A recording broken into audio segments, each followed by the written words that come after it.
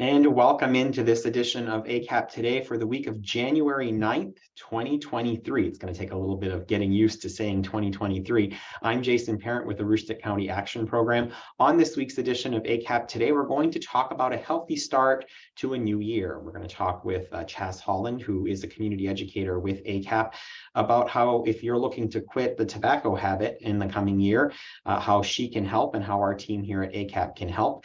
And Meg Hegemann is also going to join us to talk about healthy relationships in the new year and how we can kick off the new year in a great way with those around us. But before we get to that, we're first going to get to the news and information that you can use again for the week of January 9th, 2023. And we begin in the news and information that you can use with this. CoverMe.gov. This is the final week to enroll for the affordable healthcare coverage in Maine through Maine's affordable healthcare navigation system. Lisa Bates here at ACAP, as well as Barbara Rodriguez, although I believe her appointments are all filled, are available to help you in the final week here if you need assistance navigating CoverMe.gov. We certainly encourage you to reach out to us, but again, the clock is ticking as this expires, the open enrollment period, I should say, expires on January 15th. Folks can still get into coverme.gov with extenuating circumstances throughout the course of the year, but the open enrollment period does in fact end on the 15th. We also want to remind folks that with record high fuel prices, now is the time to apply, as our appointment schedule of previously scheduled appointments from prior customers begins to wind down in the month of January into February and March. We do have more availabilities for intake. It is a great time to consider applying for the Home Energy Assistance Program. Income qualification guidelines are there on your screen, but we do work with customers who are slightly above the income eligibility guideline to look at things like medical expense deductions and the like. And we do only look back for a month. So if you've had your change in income in just the last month, we certainly encourage you to apply for that. In terms of information related to some of what passed with the state legislature recently in terms of LD3, we're still awaiting information on that and what that's going to mean. There will be supplemental payment going out to some home energy assistance eligible households. There will also be an emergency fund for households that are slightly above income eligibility guidelines. We don't have the information on that as of recording of this broadcast. And as soon as we have that information, we will pass it on to you. Power Match continues. Even though the year changed, this program has not changed. We're encouraging folks who would like to make a donation and have that donation matched one-to-one by Versant Power to please consider doing that. This is to help our neighbors in need with their electricity bill as we head through the winter months here. And again, Versant Power up to $200,000 is matching donations to this program.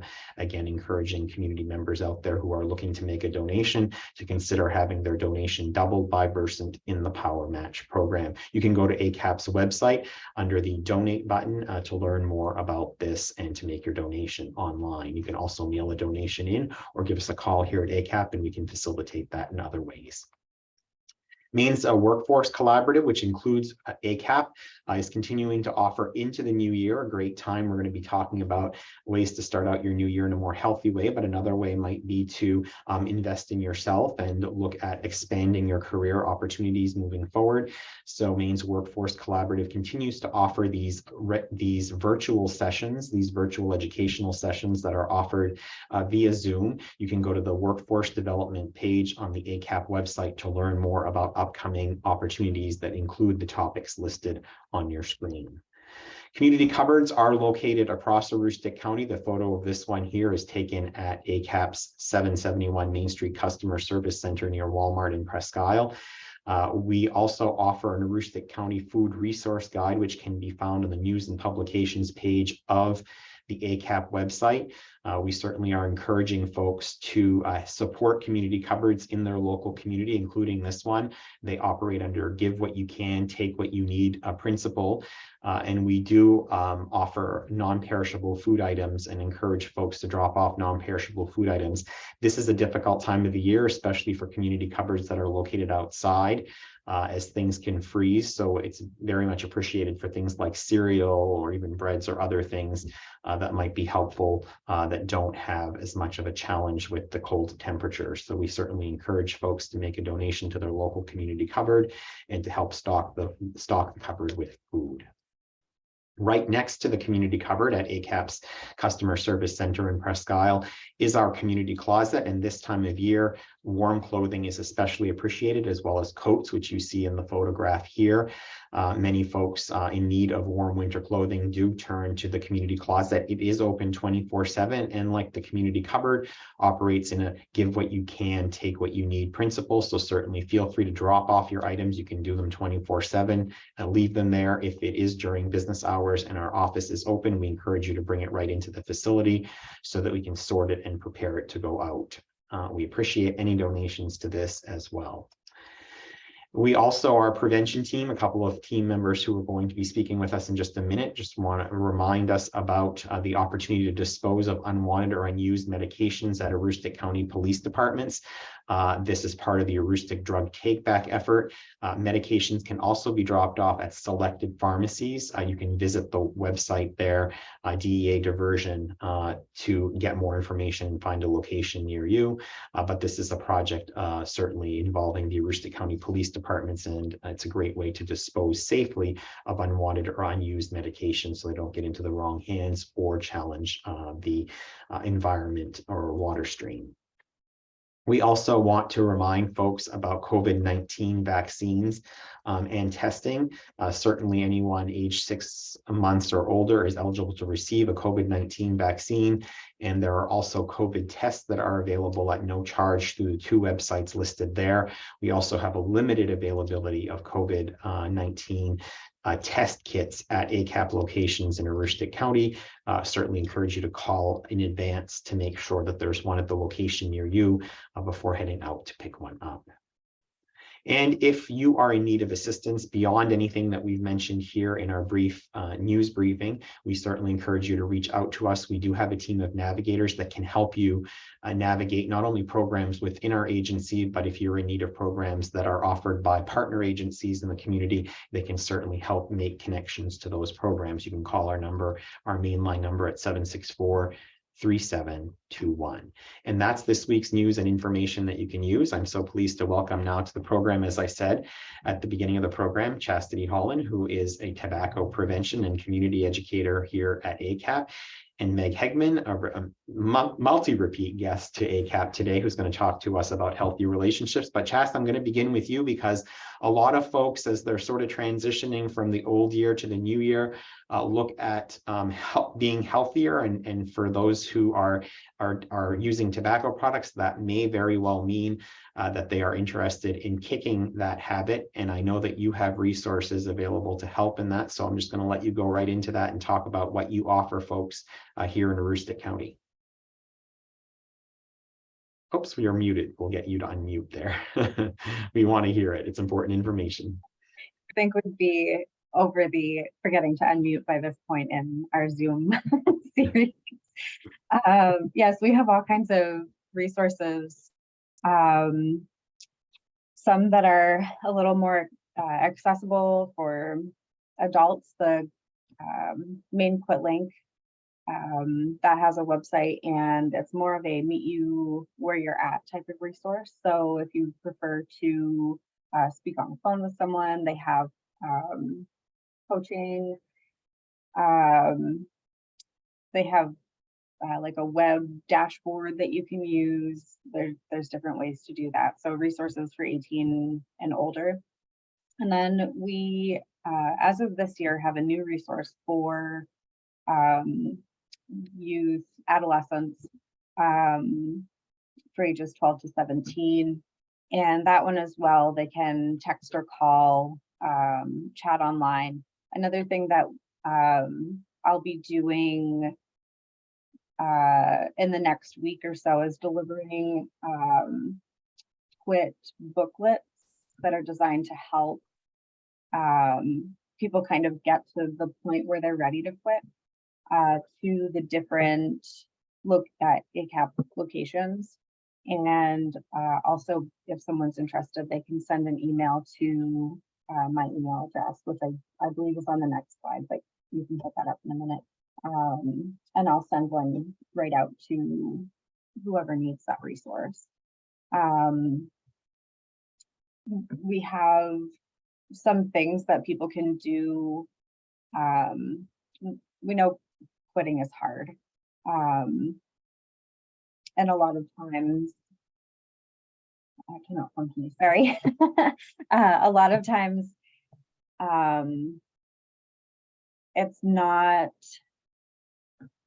it's the point of getting to like actually starting to quit. So there's a lot of fear. What if I can't do it? What if I can't continue? What if I fail? We know that most people will try and quit 30 times before they're successful. And personally, if I'm going to try something 30 times, well, realistically, if I'm going to try something 5 times and fail at it, I'm probably not going to continue. I'm going to leave it right where it's at. So I think that speaks really loud to the fact that people who do have a nicotine addiction really show that want and that need to quit. So some things that they can do is make lists of reasons why, how their life would be different without it. They can involve friends and family, people that can help them stay accountable to, the process. Learning their triggers is huge in helping to differentiate between, okay, what can I do instead? I mean, obviously, if someone gets in their vehicle and their automatic thing to do is, light up a cigarette, it's hard to find a different routine if your vehicle is your trigger. You can't just, stop driving or, so trying to figure out what the triggers are might help to kind of alleviate some of that, and help you to find different things to do instead. And then make a craving plan. And in that resource packet that I have available, there are ways to help with that craving plan, find different things to do, taking deep breaths, drinking water, finding other activities, calling the main quit link and speaking with your coach. There's all kinds of resources out there.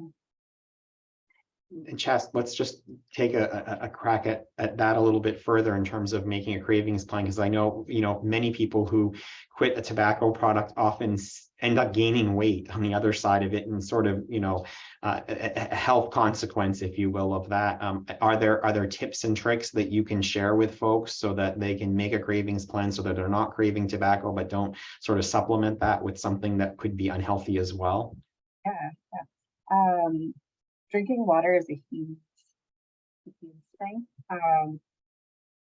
Even sometimes just breathing. There are apps out there that help you to kind of breathe in a specific pattern that helps you to kind of achieve the same, brain buzz feeling that you would get from nicotine. Really, just anything to take your mind off of. I don't know what's going on with my camera. Anything. I thought that was an effect that you were making because you were saying brain buzz feeling. I was literally thinking she's got effects, special effects.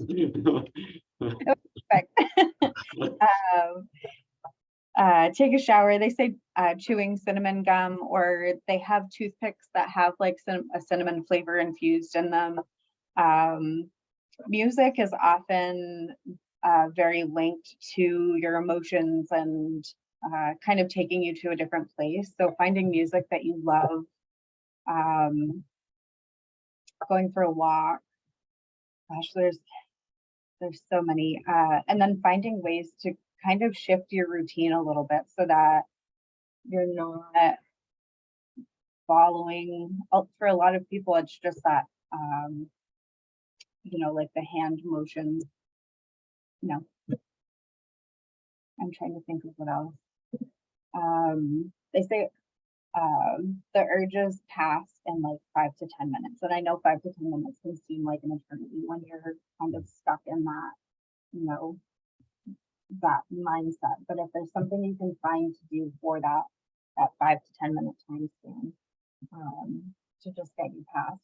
I wouldn't recommend reaching for the bag of potato chips because that kind of jumps into what you said, the weight gain thing. But there are so many other things that someone can do instead. You know, just right now going outside and breathing in the fresh cold air, nice little shock to the lungs. Take up a new habit, sometimes learning something new. You always wanted to learn how to play guitar, then, you know, find a guitar and play, or find someone who has one and see if they'll let you borrow it. Or if you always wanted to learn how to, something I could never do was double unders with the jump rope, like exercising. It's really hard to do, so maybe try and figure that out. So one of the other things that you talked about in terms of thinking about life without nicotine is the accountability factor of telling your friends and family. And we have Meg Hegemann who's joining us to talk about healthy relationships in the new year. And so accountability, obviously, to people that we have in our lives and with people that we have in our lives is certainly something that I think we all strive for, Meg. As we are into this new year, into the now starting the second week of this new year, your thoughts and what you would like to share with folks about healthier relationships in 2023. Sure. Thanks, Jason. And you're absolutely right. One of the key factors in any healthy choices, whether it's cutting down or quitting nicotine, whether it's an exercise plan, they always talk about the importance of an accountability partner, of doing it in conjunction with another human being. And that is all based on and a lot of new emerging science around the importance of connection. Really, we are social creatures. And so there is a huge kind of renewed focus, I would say. And I don't think it's about New Year's resolution so much as we just came through a holiday season when many of us were more mindful of our relationships, for good or for ill, whether we were gathering with family and friends or whether we were feeling very isolated in those times. It really brings to the forefront how we exist in community with one another. And Vivek Murthy, who is the Surgeon General for the United States, a while back wrote a book called Together. And in that, he really looks at the epidemic of loneliness. And when we are isolated as human beings, it has huge negative health consequences for us across the board. We have higher blood pressure. We make less healthy choices. We have increased rates of heart disease, all sorts of really major health consequences simply by being more isolated. And so the more we can do to develop stronger and healthier connections is really, really critical. Maine Resiliency Building Network did a blog right before the holidays that talked about the importance of 3 different types of connections for us to have healthy sense of who we are in community.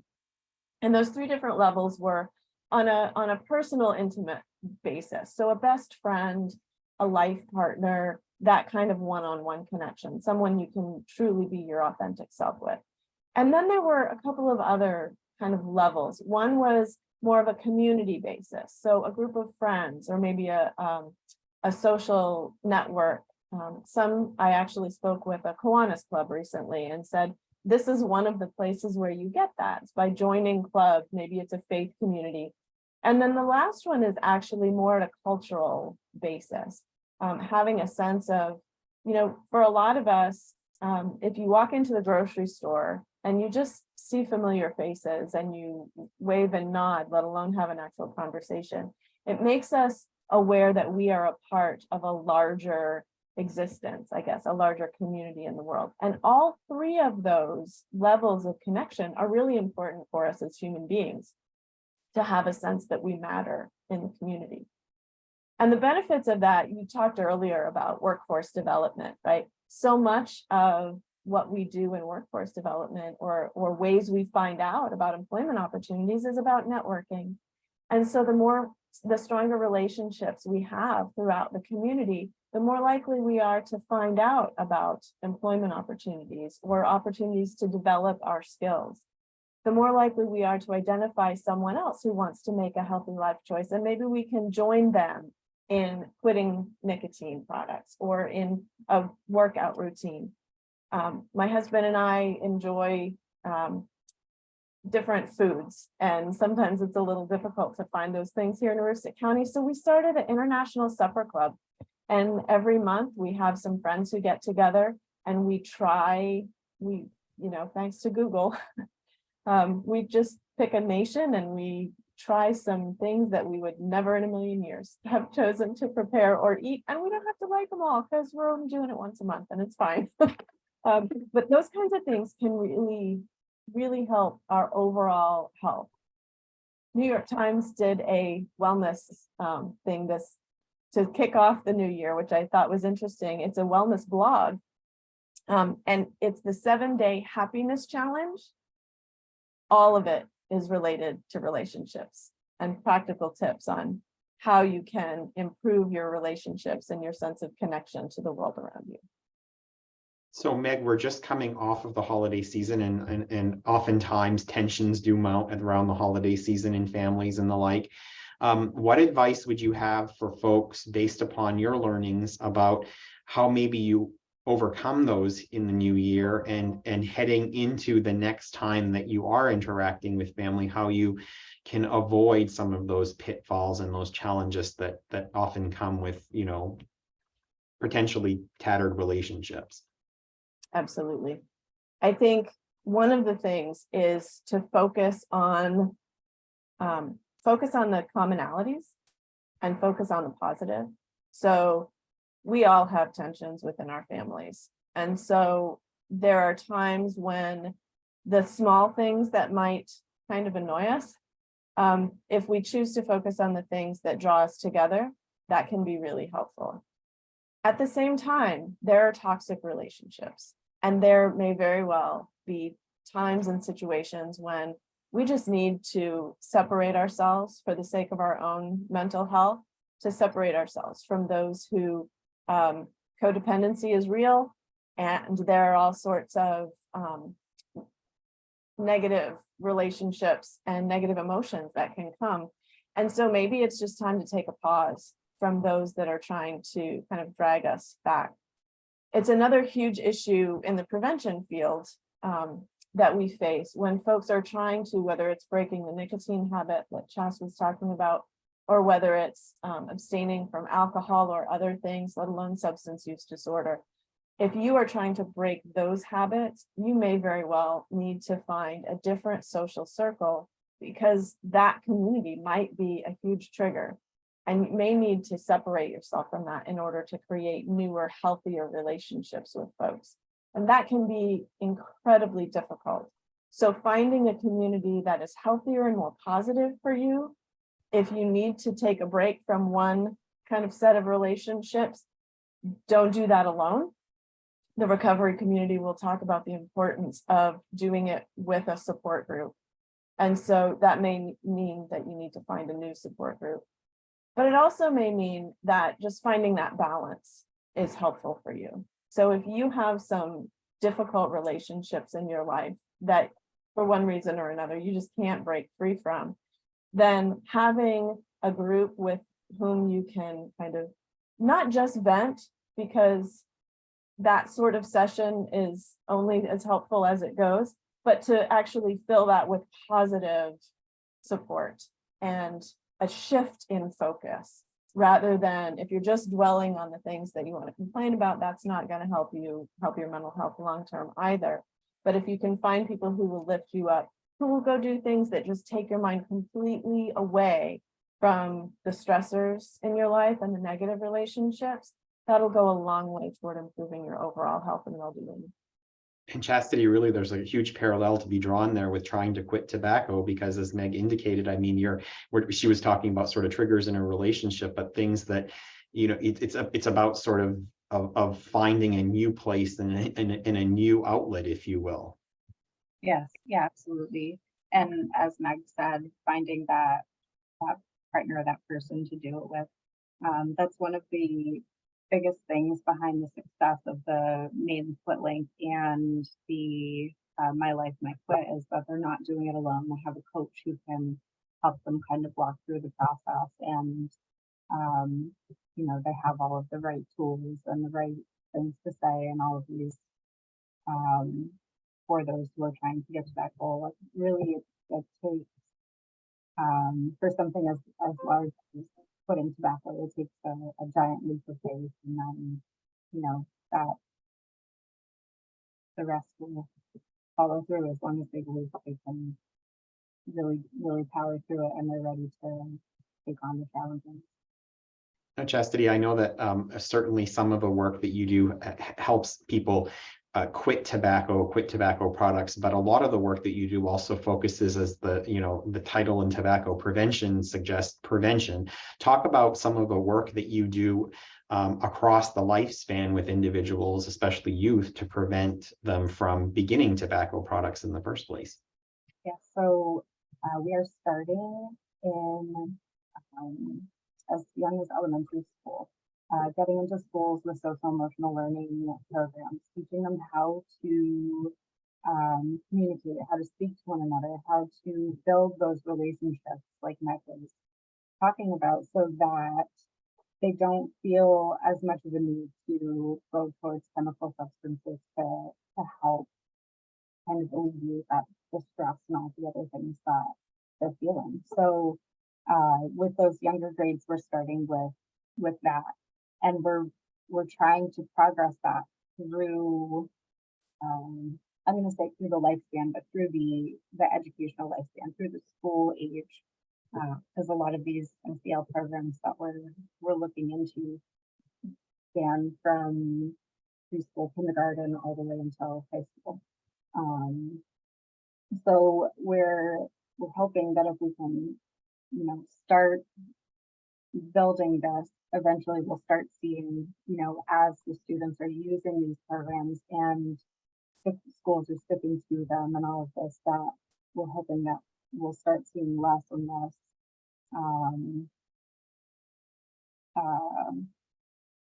difficulties with, you know, students who are getting in trouble for vaping in the bathroom or different things like that. And as far as that part goes, we're starting working in the schools. We now have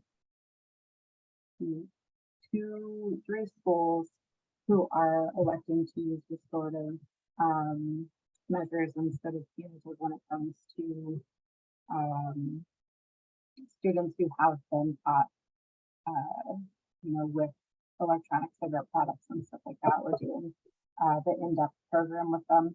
So instead of the students going through a suspension where they would go home, the parents are given the option. Your child can take the suspension or they can do this restorative program instead. The in-depth program kind of walks through the dangers of vaping, the costs,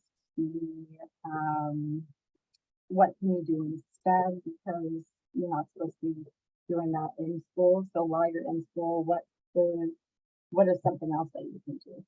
And then at the end, it kind of talks about the cessation portion just a little bit. We're also doing the Sidekicks program, which is teaching peers how to have conversations with each other about tough things, starting with vaping, but can also be related to, you know, abuse in the home or unhealthy relationships or just different things like that, teaching them how to talk to each other and help them kind of navigate those tough situations. And then we have a couple of other learning programs that we're doing, Catch My Breath and Aspire, both with, those are more middle school, high school range. Those teach, again, the dangers of vaping and then the relationship building and the talking pieces and all of that. So focusing on social emotional learning, teaching people how to build the relationships, and hoping that that allows them to make the choices, the better choices to, choose not to do something that they're going to have a much harder time getting rid of in the long run. So Chas, if there are people out there that work with young adults and work with youth that are interested in accessing the types of programs that you just talked about, best way to get in contact is with you? Yeah, absolutely. They can either email myself, Holland at acap-maine.org, or they can email the prevention team as a whole, and that will find its way filtered to me, which is just prevention at acap-maine.org. And we will get whatever information we need to out to whoever we need to. Our goal is to be there for people, because we know that resources are limited, and rather than expecting someone to be able to figure everything out on their own, we have to be a team. Great. So before we leave you and get last thoughts from Meg, let's go over again on the tobacco cessation side, or quitting tobacco products, the resources that you wanted to point out there. So let's revisit this here for just a second and talk about how people can connect with these resources. Yes, absolutely. So for those who are 18 and older, there is the Maine Quit link. They can visit mainequitlink.com. Oh gosh, I should have figured that out before this. The easiest way is to scan the QR code on the adult side. They can call the phone number. The nice thing about the Maine Quit link, so a lot of times people can find concern with, okay, if I reach out to this, they're going to harass me. They're going to send me all kinds of emails. They're going to send me all kinds of letters in the mail. They will make contact with you 3 times. That is it. The first time they will return the phone call. If there's no answer, they will either make a second phone call or send a letter in the mail. But once they send the letter in the mail, they don't make any further contact beyond that. They leave it up to the person who has made the initial contact to reach out again from that point. So that one's decent. Again, you can use the Maine Quit link for younger than 18. Something that Maine Quit link does is a combination of coaching and nicotine replacement therapies. So stuff like the patch or the gum or whichever, and we know that that hasn't been proven to be effective with those under the age of 18. The resources for the My Life, My Quit, those 12 to 17, there is a texting option. So a lot of students don't necessarily want everyone else to know that they're making this choice to quit, especially if it's a social issue. So they can text the service, and it sends them coping mechanisms. It sends them positive situations and words of encouragement, and the support's ongoing. So for that one also, they can connect to the website from the QR code there. They can text the number on the screen, 855-891-9989, or they can call that number as well, or they can visit mylifemyquit.com. Great. Well, great resources there. And I'm sure Maine Quit link, if folks are wondering if that's a .com or .org, they can do the Meg Hegemann method of finding international recipes online and just Google it, right, Meg? Exactly. All right. So Meg, well, want to get last thoughts from you on healthy relationships in 2023, and maybe, like Chas said, any resources out there that folks might be able to access or to sort of extend this conversation, and things that you found particularly helpful. Absolutely. So the first thing I want to say, Chas mentioned with quitting tobacco that it's hard, and that it can take up to 30 times before people actually quit. And particularly in the context where we have spent over 2 years now essentially learning to be afraid of other humans because of the pandemic. And with so many of us who are deeply introverted, it is really hard to say, oh, just go find a best friend or just develop relationships with your community.